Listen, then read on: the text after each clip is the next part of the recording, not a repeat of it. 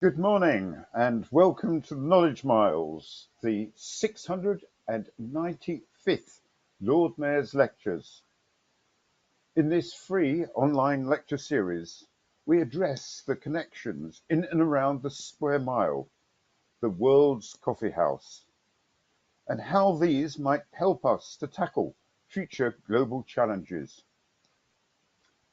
Today, we have a great lecture: Sustainability, Circular Ecology and Circular Economy, treasuring the planet's resources for the future. Brought to you by the Worshipful Company of Water Conservators, the City of London Livery Company, promoting a diverse and sustainable environment. I'm Martin Bigg, Deputy Master of the Water Conservators and Professor of Environmental Technologies Innovation at the University of the West of England in Bristol. I'll be convening this session and moderating the Q&A portion of today's lectures. Before we begin, a little bit of housekeeping from me.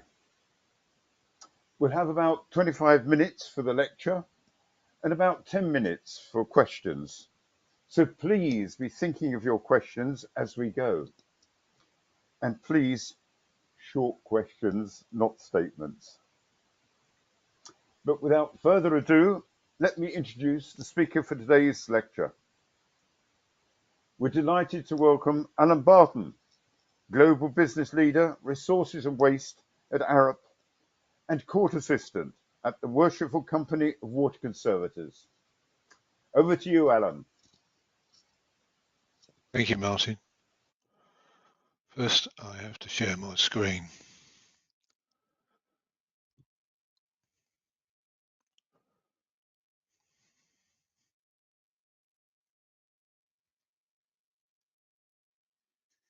Good. Hopefully you can see it. So thank you for that introduction, Martin. My talk today is about sustainability and the circular ecology and circular economy, and then treasuring the planet's resources for the future. Finally, what you and others can do. But I thought I would share when I first became really passionate about sustainability. And it goes back to the Battle of Trafalgar, because 15 years ago, we discovered that my great-great-great-grandfather was actually there on the third ship of the line. Once I discovered that, I thought, wow, I wonder what his life was like. And that led me to think, I wonder what life will be like for my great-great-great-grandchildren. And I thought, we'd better start living in harmony with our planet. And this is our planet, and our planet needs your help, because we are at the start of the next significant extinction event. How did we get to today? Well, for millions of years, we were hunters and gatherers. Then we had an agricultural revolution, and our first cities were formed. And 260 years ago, we had an industrial revolution. Since then, our population has gone up significantly, as has our ability to produce goods and services and our ingenuity. We lived and existed in harmony with our planet till humankind's population grew and developed. So why do we need to take action? Well, our population is destined to grow even further, and we have put a lot of carbon dioxide into the atmosphere, and this has caused our planet to warm, particularly at the poles. The melting of glaciers and the increase in temperature of the sea will result in sea level increase, and it's just a question of by how much. And we have plundered the natural world and its fish. And in the past 6 years, over 500 billion tons of material resources have been used, and that's nearly as much as the entirety of the 20th century. And if the world aspires to live as the average of the top 20 nations do, how many planets do we need? Well, for 8 billion people, it's 3.6. And when we get to 12 billion people, it's 5.5 planets. And we're worried about the concept of planetary boundaries. We've got to stay within the circle, within the green, and just look at the impact of agriculture. And we're worried about novel entities, toxic materials, the plastics, the things we manufacture. We're obviously worried about climate change, But equally, we're concerned about green water, and green water is the water that grows our crops. And we're becoming concerned about tipping points. And if our temperature goes up by 1.8 degrees, over time, the Greenland ice cap will completely disappear. But what harm have we done? Well, this is an Adelie penguin, and the poor thing's about to die of hypothermia because it's no wetter in Antarctica and his coat doesn't keep him warm. In the past 20 years, 60% of the puffin population has died.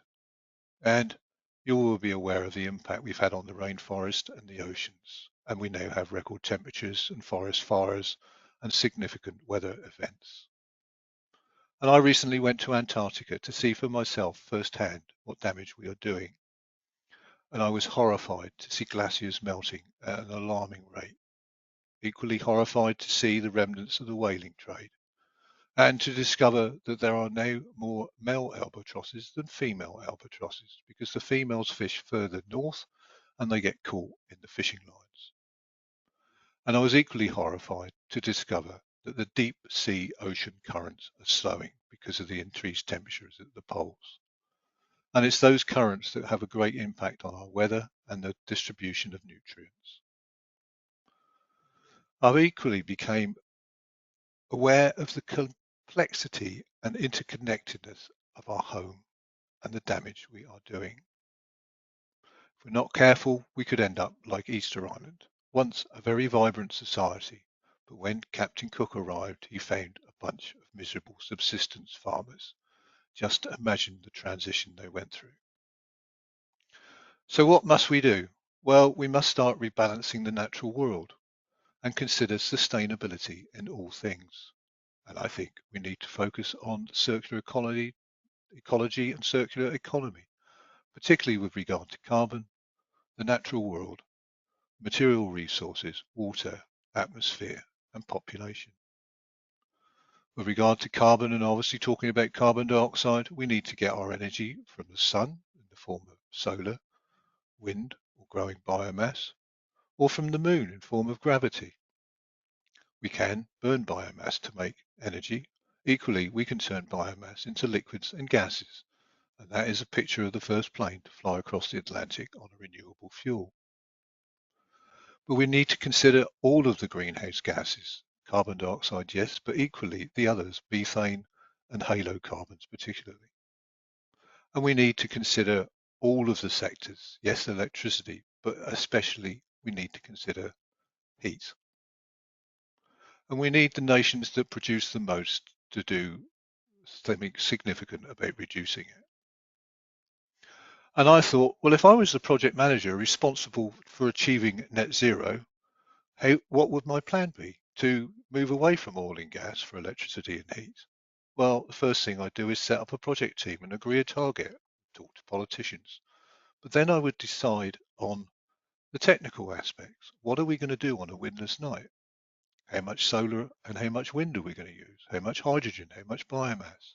What about the other renewable sources? How can we store our power? And how is it going to be distributed? And I would agree a target for each of those. And then I would talk to funders and developers and suppliers and constructors and operators. And I would agree a delivery strategy. And then I'd get our politicians to decide and legislate. Because who is going to spend billions of pounds on infrastructure when the goalposts keep changing? And building it would be relatively simple. But equally, I would encourage our oil and gas friends to develop carbon capture on their large process plants. Now, if we wish to achieve this by the year 2050, we need to get on with it seriously now. So as far as carbon goes, we must balance our carbon again, and if we can, reduce it to pre-industrial levels. And we really must deliver on COP28, not just talk about it. And focus on methane and the other gases and all sectors.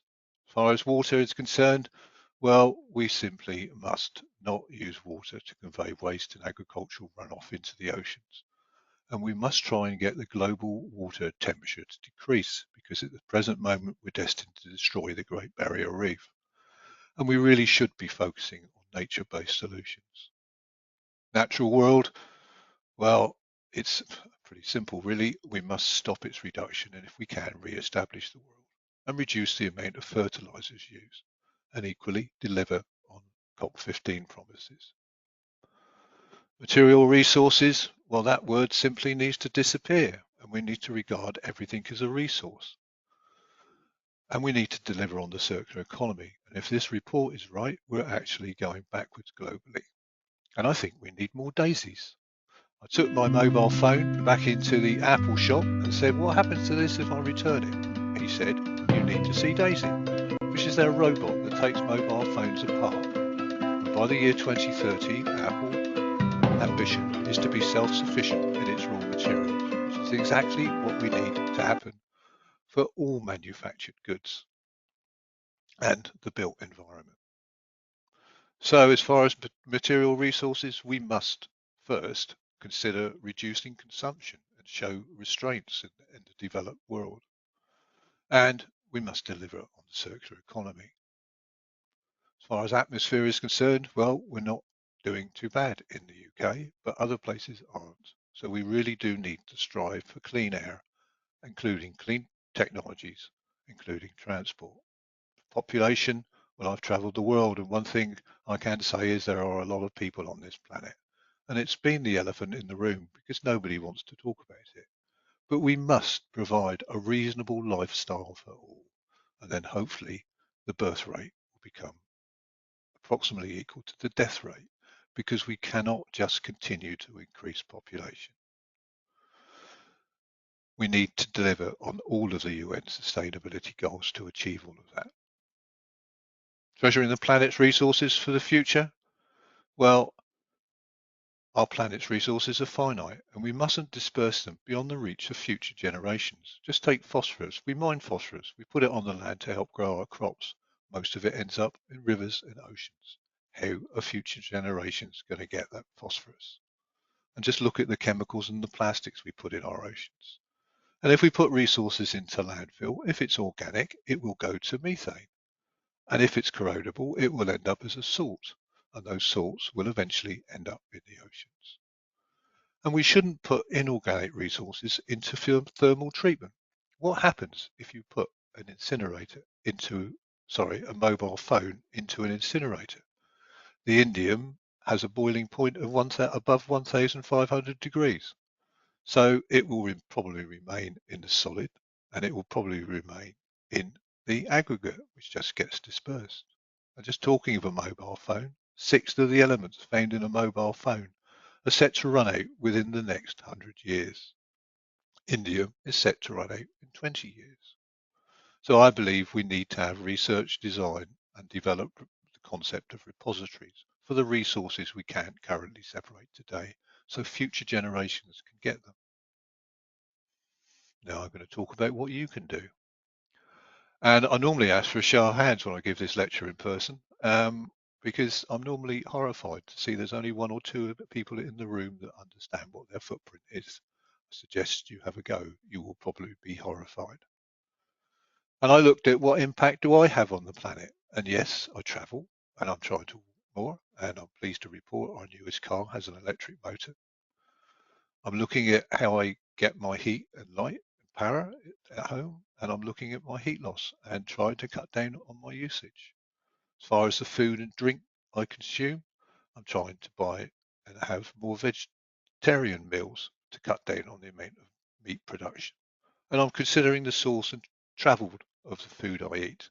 Do I really need to buy asparagus from Peru? And I'm trying to eat more organic food to cut down on fertilizer.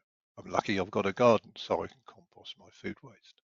As far as the clothes I wear, I'm trying to buy clothes made of organic fibers, not man-made fibers, because when we wash them, the microplastics end up in the oceans. And I'm trying to buy good quality clothes that last. As far as the goods I buy and the machines in my home, my first question now is, do I really need it? And then, how frequently am I going to upgrade it?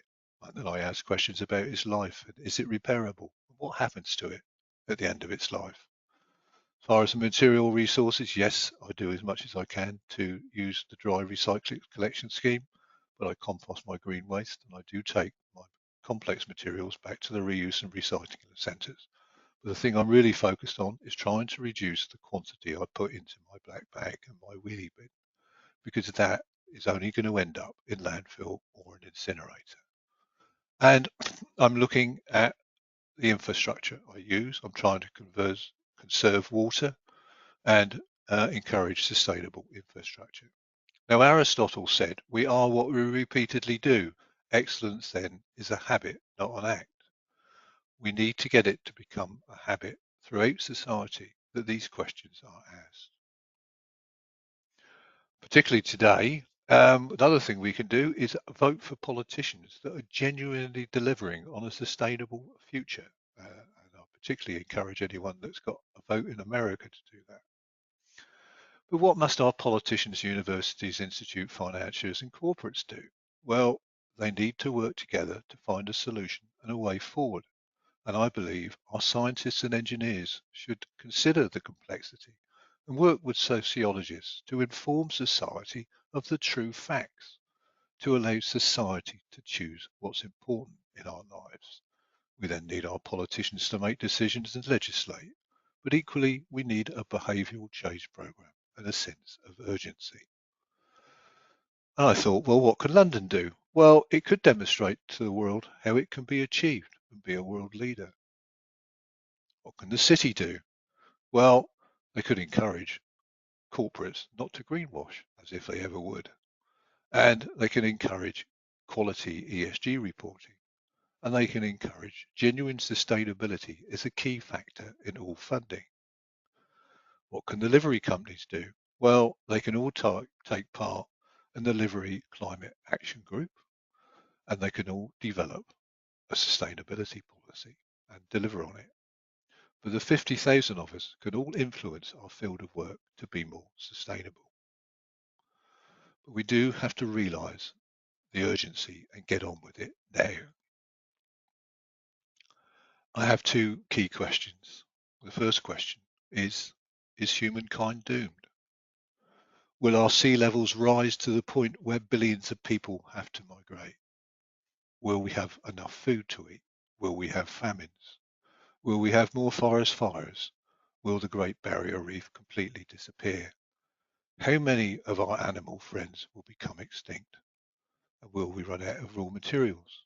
Will we end up like Easter Island or something far worse? Second question, is there hope? Well, there were 3 moments when humankind achieved incredible things. During the Second World War, the US developed and built an enormous number of ships and airplanes and increased its production significantly. We did put a man on the moon, and we did make a vaccine very quickly. We need that mindset applied to living in harmony with our planet. There are some encouraging signs. Europe is getting better at carbon dioxide, and I'm encouraged that the humpback whale has returned. Unfortunately, the blue whale hasn't. But particularly, I'm encouraged by the efforts of the young, because they realise what is happening to our world and are passionate about doing something. So I believe, provided we get on with it and get on with it now, there is hope. Now, I went to the BBC Earth Experience and I heard the great man speak.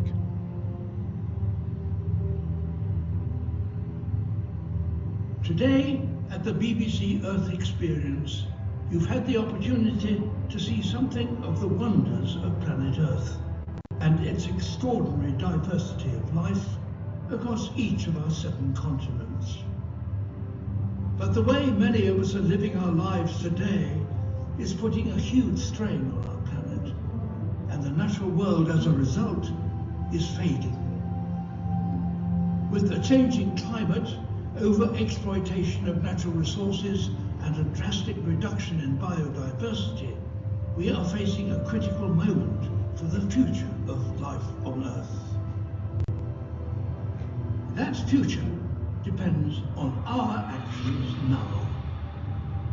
Nature is our greatest ally.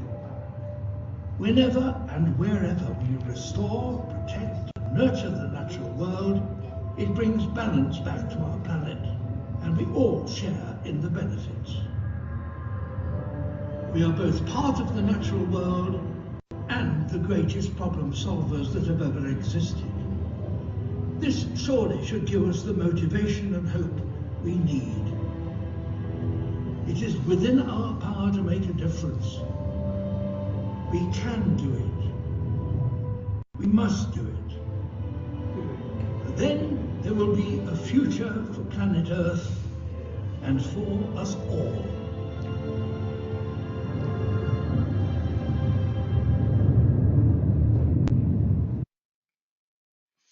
Finally, if we all play our part, then hopefully our great-grandchildren will enjoy this wonderful world as much as we do. Thank you for listening.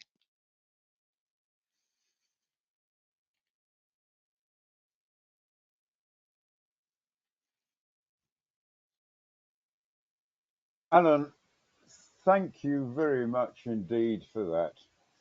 You have covered an amazing amount of stuff in a very short time, and I think given us all masses to think about. We now have the opportunity to ask questions, and I'm very pleased to hear that the questions are pouring in already.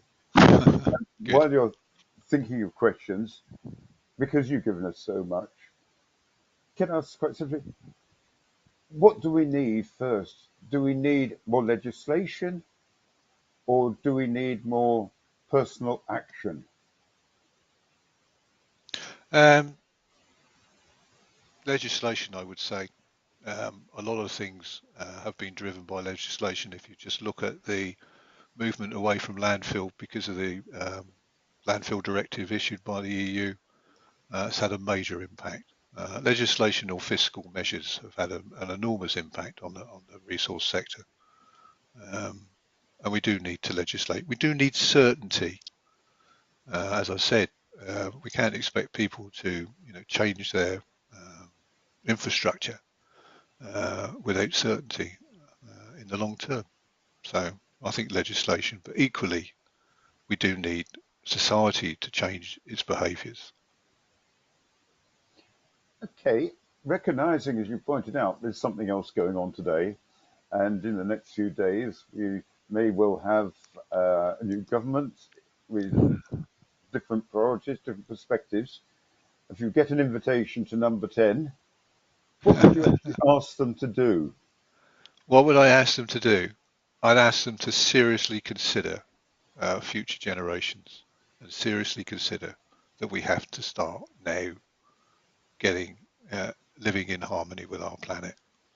I've looked at the manifestos, and that sort of the need to do this doesn't come across. Yes, we talk about carbon, and we're right to focus on that because it is such an issue.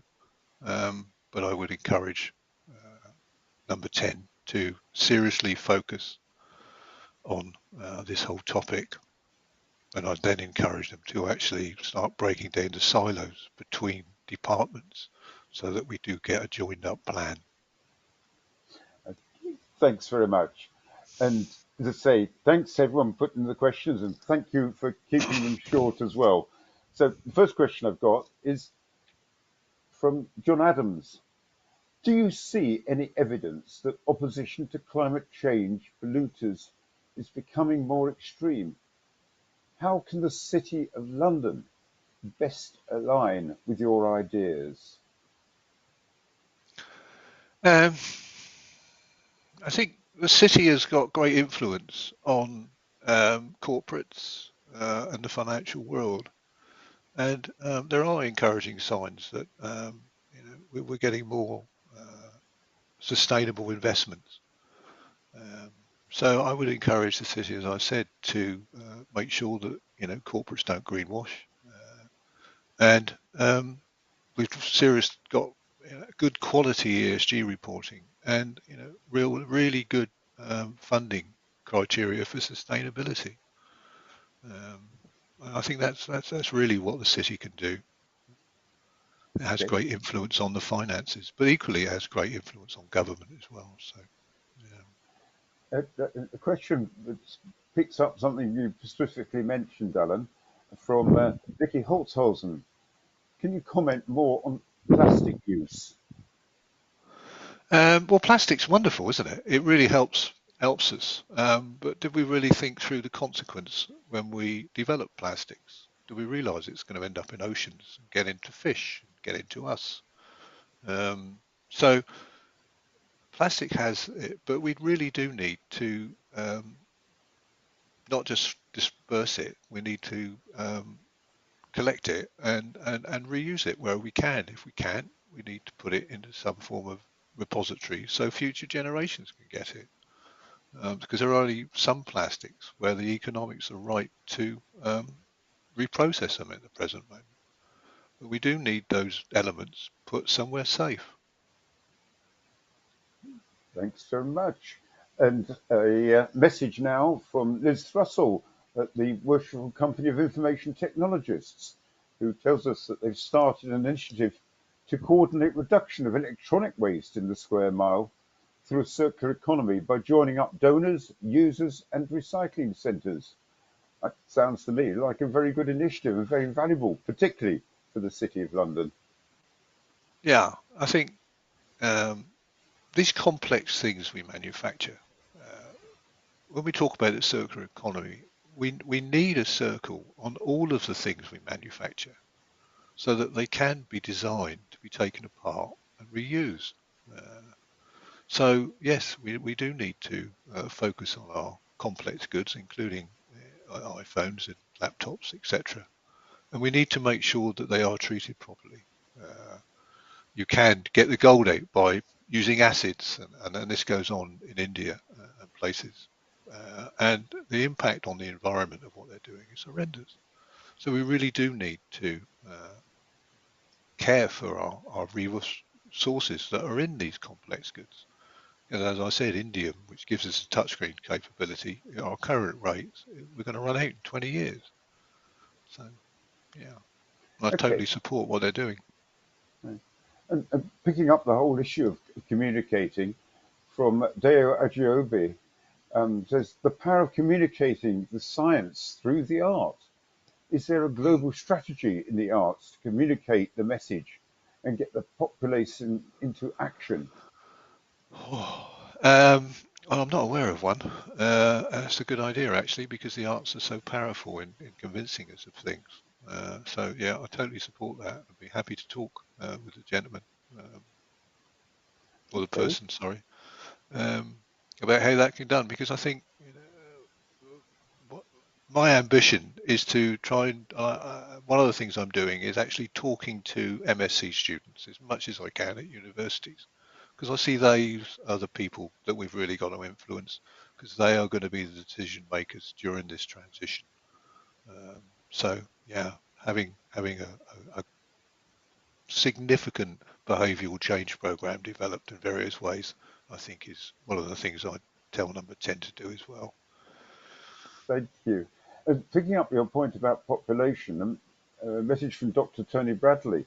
Is the democratic transition towards a population decline in the West a sign of hope or further catastrophe? um, well, it is potentially that if all nations went the same as the West, we might start having fewer people.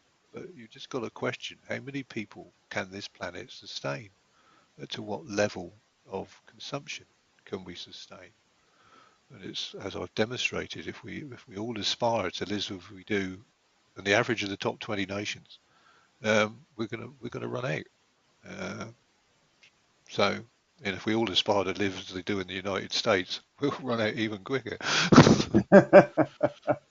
so, Okay. so, And a message from Ian Roderick, who picked up what you were saying earlier about what the city needs to do. He asked, is the most important thing for the city to do is to influencing others as well as change themselves? yeah. One of the things I thought of is these raw materials we have, the things we just take out the ground, we take out for free. And wouldn't it be an idea if there was some sort of super international levy to actually put a sort of fiscal measure on just plundering the planet's resources? And could that money be used to help the developing nations get reasonable prosperity for themselves without doing what we did in Europe, because we've just completely obliterated the wildness of Europe. So, yeah, Okay, I think the city has a great opportunity to influence the world. thank you. And mentioning Europe, is the fact that we're not in the European Union hampering us in our efforts to maximise our impact as a country and influence others? Europe, thanks to the Green Party in Germany, has developed incredibly with regard to the environment. Europe now leads the world, I believe, in the environment. And we left Europe, and we now have control over that within our government. And if I look at what Europe is doing on the circular economy, they have an action plan with 35 actions and 4 directives coming. We don't have the same, and we should. Right? And taking it down to the personal level, a question from Ross Elliott, talking about habits and behaviour, incredibly challenging to change. We're all unique. So what methods or recommendations do you have to secure effective behaviour and habit changes? I think actually talking about this topic, talking about it as I have, and I talk to my friends and acquaintances about it, and I'm surprised how they just don't understand the consequence of what we're doing. And yes, we're okay at the moment, but it's future generations that are going to reap the consequence of our lifestyle that we've developed in the West. So I think when you talk to people and inform them, they are, well, virtually everyone I've met is passionate about doing something. I must admit there are a few rich people from a certain nation that I've talked to which aren't. But yeah, we just need to explain the actual facts, and we need our scientists and engineers to agree what those facts are, as difficult as that will be. But we need to communicate that with society at large, because certainly when you start to get sort of later in life cycle, you do start to think more and more about the future and more about the life that your grandchildren are going to have.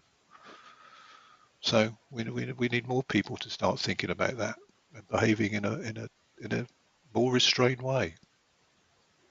Okay, well, picking up your point about individual responsibility, we've got a question from Daniel Lawson about clothing. You talk about using natural materials versus man-made fibres, and we talk about the microfibres getting into the environment.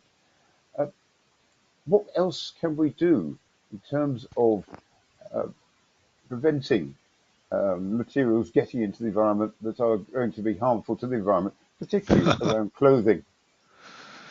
Well, I think this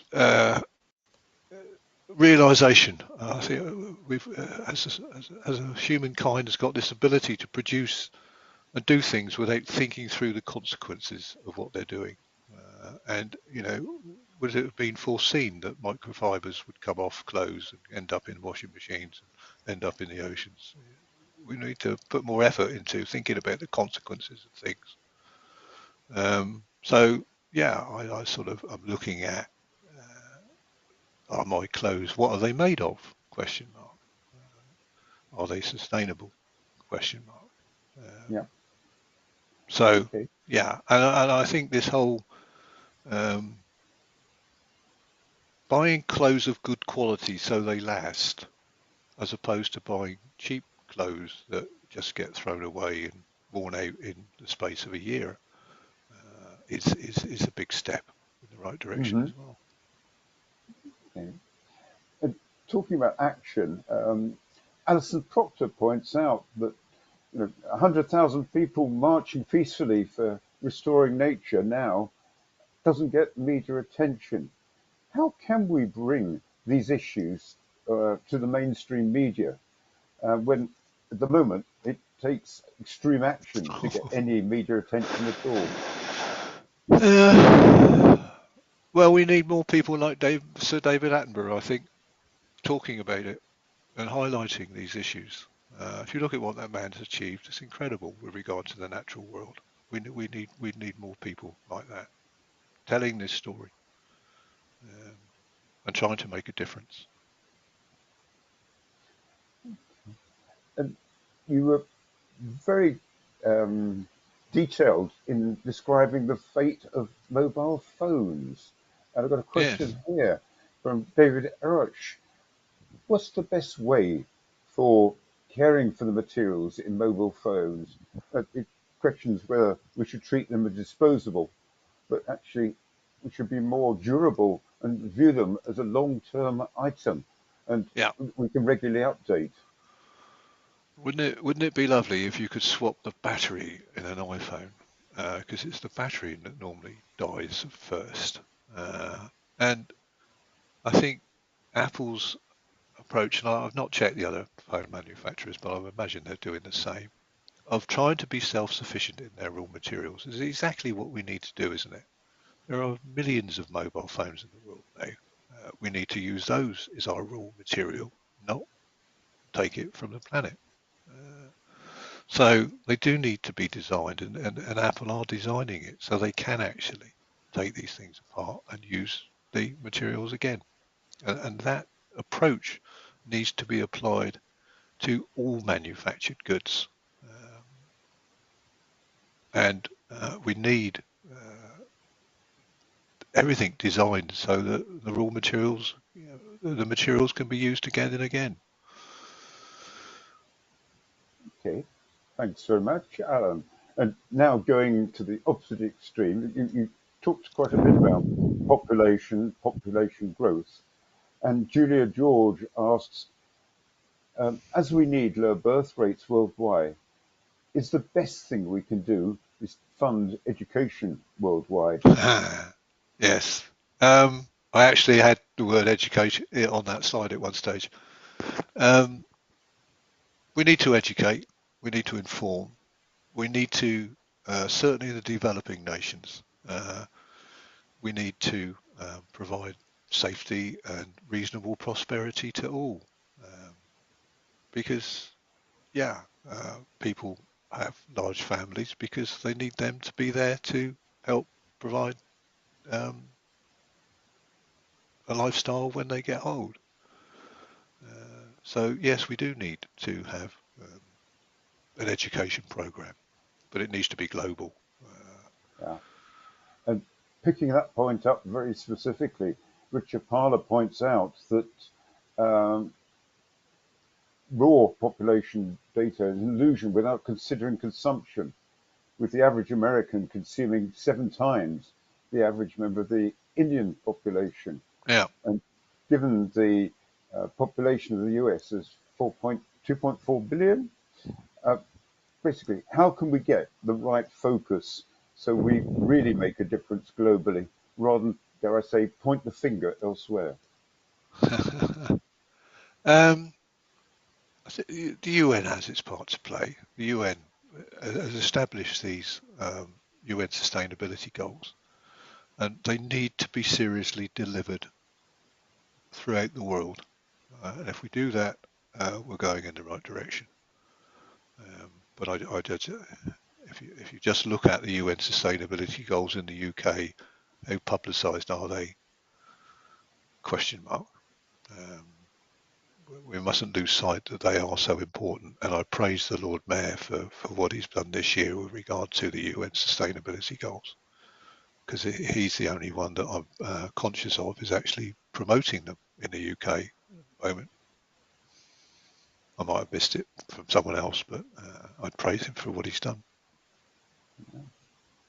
Must say, I fully agree with you. I think our Lord Mayor has done a sterling job on raising the Sustainable Development Goals, as well as education and science in his Yeah, priorities for the year. yeah. So I think we're identifying not only the issues, but potential solutions there. And talking about solutions, from Pippa Shire, she mentions you put a fiscal value on resources, but should everything be measured according to its financial value? Isn't part of the message that we should value nature for its inherent value, not its financial value? Yeah, yeah, and it's one of the big dilemmas. I think we have a, a society that's based on increasing GDP at the present moment. We want to spend more on our governments want to spend more money. They need to provide healthcare and the other things, but we do that at the expense of the natural world. And we need a way of putting the value of the natural world into that equation. And there are some schemes that suggest that, but we really do need to, when we talk about what's important to our societies, it's not just GDP, it's actually the impact on the natural world. So I totally agree. We do need to value it in a better way. Okay, thanks, Alan. And I've had a response now on your point about mobile phones from Charles Radcliffe, who says that Apple is a poster child for greenwashing because the software support is deliberately designed to make the phones obsolete before they are physically useless. You got any comment on that? Um, corporates are bound to wish to be in existence, aren't they? Their role in life is to provide for their shareholders. But more and more, we're seeing that if they act sustainably, their performance is better, and they're better as a company. So, yeah, I'm sure there are lots of examples of where corporates are doing things to maximise their revenue and profit. And we do really to realise that corporates do need to make a profit, otherwise they won't be in existence. But we do need to work sensibly and provide reasonable prosperity for all involved. Okay. And reaching conclusions on the questions, and thanks to everyone for putting so many questions in. I'm afraid the time has somewhat limited us to how much we can cover in the time available. But I've got a question here which follows on this whole issue of corporate responsibility, and it's more a point from Charles Radcliffe about Google's carbon footprint has increased 50% due to artificial intelligence. Now, big tech is one of the biggest causes of environmental catastrophe, he says. And shouldn't it be controlled or should it be celebrated? Um, well, the impact of AI on data centers is going to be enormous, but it's a question of how the data centers get their power. If they're getting their power from renewable sources, then I don't see so much of a problem with that. AI obviously has great advantages, but equally we need to do it in a way that we're realising the consequence on the planet, and it is that needs to be focused on. Okay. Well, thank you very much, Alan. No, I have to say, thank you everyone. you've done incredibly well, not only in terms of the timing of your presentation. I'm impressed you managed to squeeze so much in that time, but also I thank you to everyone who asked questions. I'm sorry we didn't manage to get every question in, but hopefully you've got a feel for at least some of the answers that Alan's got. It's been absolutely brilliant. I'm afraid, though, that's all the time we've got for the questions today. It's clear that everyone is concerned about our ecology, our environment, and we will ensure that all the questions were passed on after the webinar to Alan. This lecture and all our lectures are recorded and posted on the YouTube video, so you can watch that channel and catch up with anything you'd like to see or revisit again, or share with friends and colleagues, because there is a wealth of information there. If you'd like to know more about the Worship Company of Water Conservators and what we do for water and the environment, promoting a diverse and sustainable environment or would like to join us, please either look up on the website for Water Conservators. A search there will find us immediately, or contact our clerk at waterconservators.org. And from me, a great thank you to you, our audience, for your interest and engagement. Thank you to Alan for such a fascinating presentation. And finally, just looking forward to some of the lectures coming up shortly on, again, use of science to make land use sustainable, unlocking neurodiversity insurance, and transforming, transforming insurance innovation as a city that is famous for its strength on insurance and banking. It's great to see how that sector is looking outward and to the future. And I find that really encouraging. So thank you very much again from me, Martin Bigg, from the Worshipful Company of Water Conservators. We hope to see you again for another lecture in the Knowledge Mile series. Thank you and goodbye. Thank you, everyone.